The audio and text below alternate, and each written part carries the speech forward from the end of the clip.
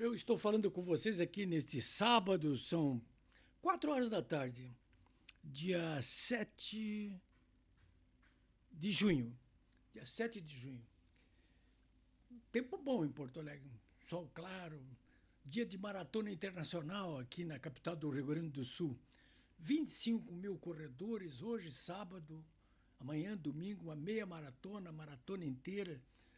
Aliás, uma maratona internacional que começou com uma tragédia aqui neste sábado, aqui em Porto Alegre. Um rapaz de 23 anos, logo começou a maratona na zona sul de Porto Alegre, 9 horas e 13 minutos, ele teve uma parada cardíaca e se agachou para tentar respirar e caiu duro, morreu no chão ali, naquela hora ali. Olha, eu acho que vocês devem ter lido muito já, ouvido, visto informações a respeito de jovens, inclusive atletas como esse rapaz, jovens, morrendo assim de ataque no coração, sem mais nem menos. Tem muita gente nas redes sociais que acha que isso tem alguma coisa a ver com jovens que tomaram aquelas vacinas contra a Covid. Há muita literatura a respeito disso aí. Eu não quero chegar tanto porque não tenho base científica para fazer esse tipo de comentário aí, mas que chama atenção, chama, sabe?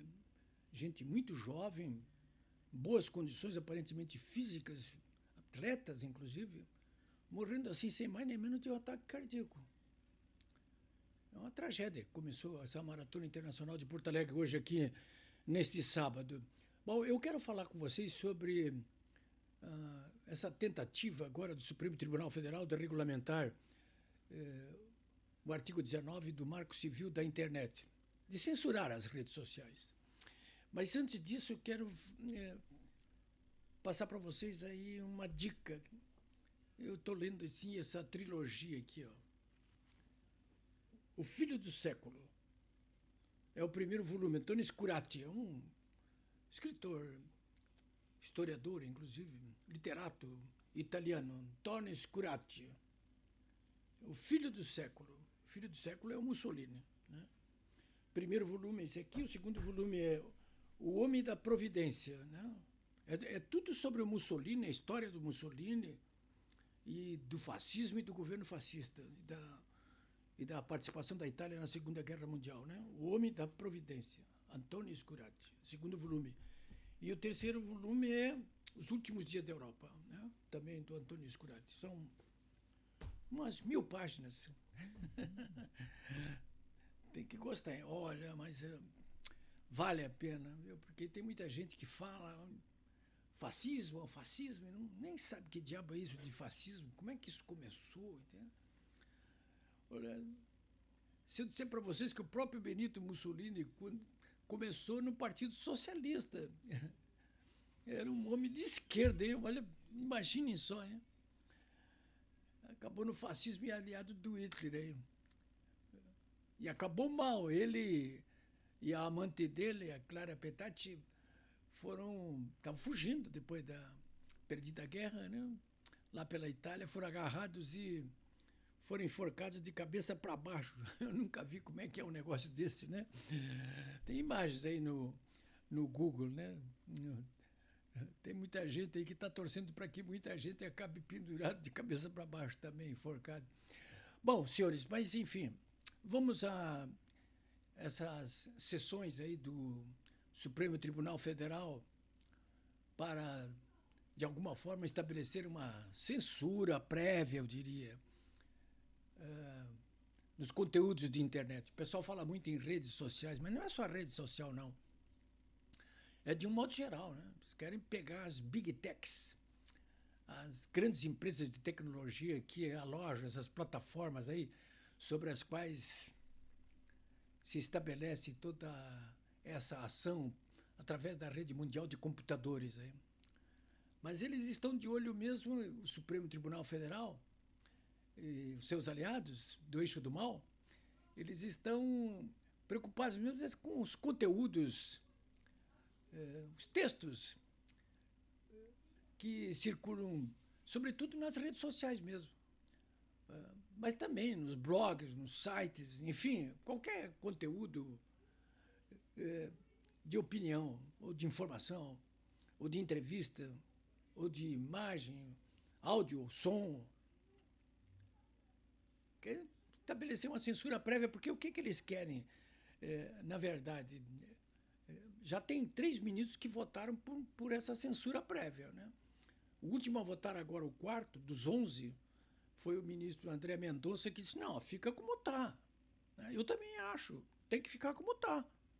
Por que ficar como está? Porque esse artigo 19 do Marco Civil da Internet é o seguinte, ele diz que quem faz postagens de caráter criminoso nas redes sociais ou na internet, ele é responsável por aquilo que está sendo publicado ali. Ele é responsável. Mas ele é responsável de que forma?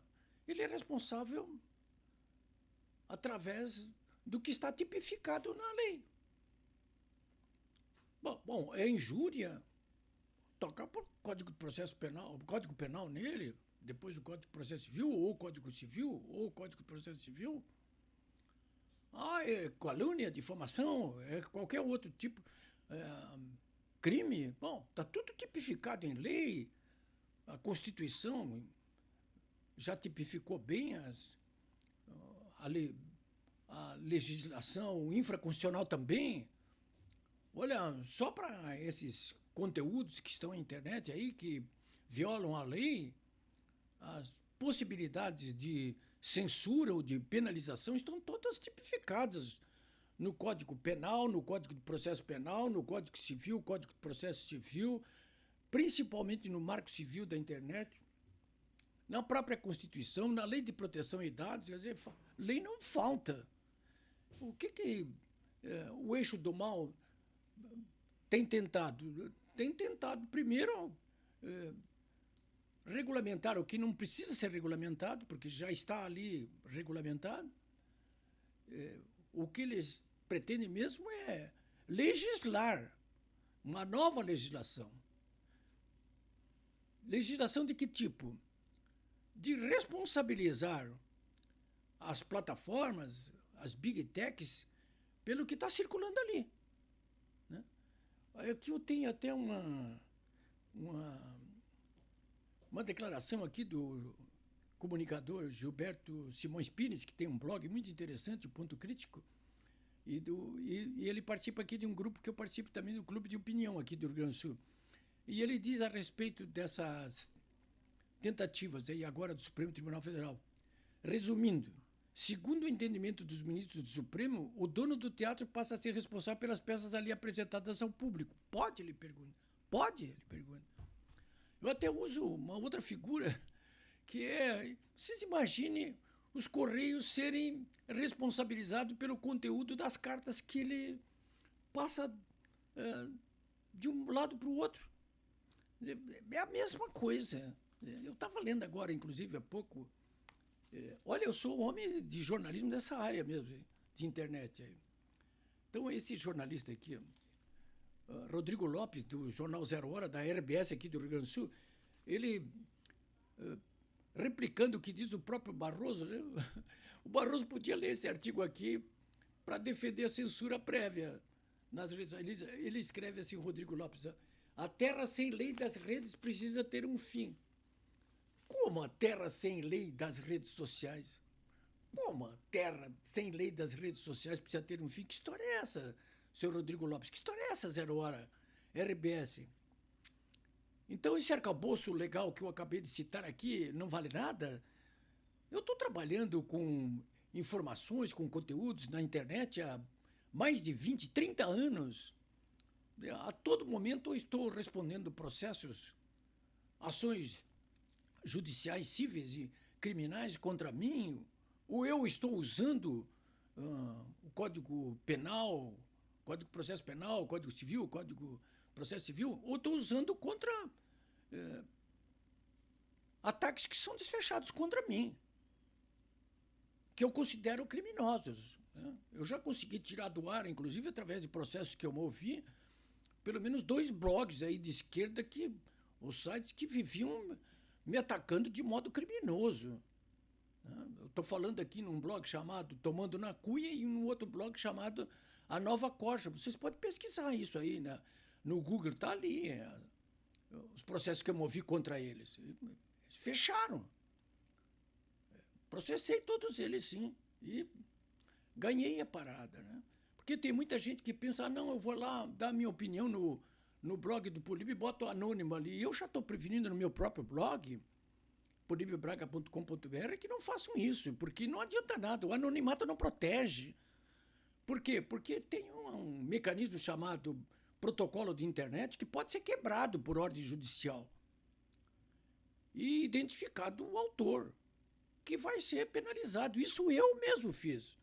Eu fui atrás já do IP, do protocolo de internet dos editores, por exemplo, desses dois blogs aí, acabei descobrindo lá que eles tinham alojado o IP deles no interior da França. Passava de uma hora para outra, mas acabei descobrindo, inclusive, os endereços de todos eles. Isso é possível, isso pode ser feito. E deve ser feito. Então diz o Rodrigo Lopes aqui na Zero Hora, refletindo a voz do dono, né? A terra sem lei das redes sociais precisa acabar.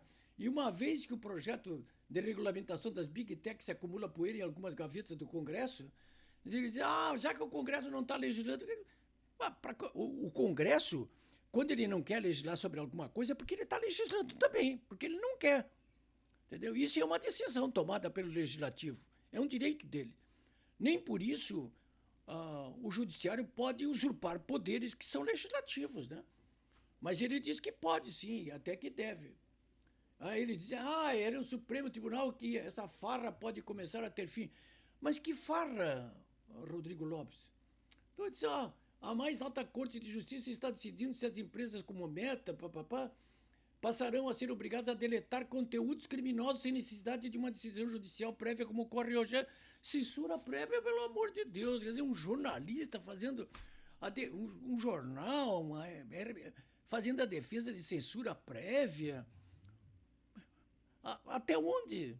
Quer dizer, o próprio Supremo agora vai determinar o que pode e o que não pode ser censurado diretamente pela Big Tech. Quer dizer, isso significa o fim das próprias Big Techs, dessas plataformas, ou seja, isso significa o fim da possibilidade que o cidadão tem de se comunicar através da internet. É isso que está sendo buscado. E por que razão?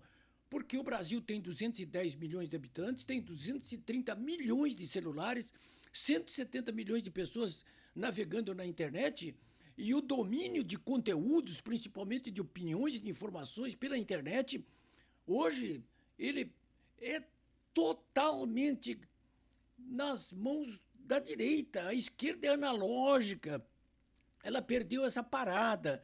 Então, o que essa gente pretende toda, na verdade, é calar a opinião pública, para que só a narrativa deles é que se estabeleça através dessa mídia tradicional que, via de regra, é podre, suja e está desaparecendo, inclusive, da face da terra diante da emergência de novas maneiras moderníssimas de comunicação social. Daqui a pouco o Supremo vai começar a querer interferir até mesmo aí na atividade comercial, financeira das redes sociais, porque precisa regulamentar essas. Por que eles não regulamentam, então, e estabelece censura prévia em relação aos sites e conteúdos pornográficos que estão vicejando por aí? Não, porque não deve. Porque a censura que tem que ser estabelecida é pelo próprio cidadão, através da sua própria cultura e da sua informação. Mas tem filhos que vão ver. Que filhos vão ver porque os pais estão permitindo ver. Não pode, isso não é assim que as coisas se estabelecem. Isso é coisa atrasada da Idade Média. Querem fazer com que o Brasil aqui seja uma figura única em todo o mundo aí. Única não, né? Que se perfile junto com essas piores ditaduras que existem no mundo aí, que vivem e vicejam em cima da censura da opinião pública e do amordaçamento do cidadão. É isso aí.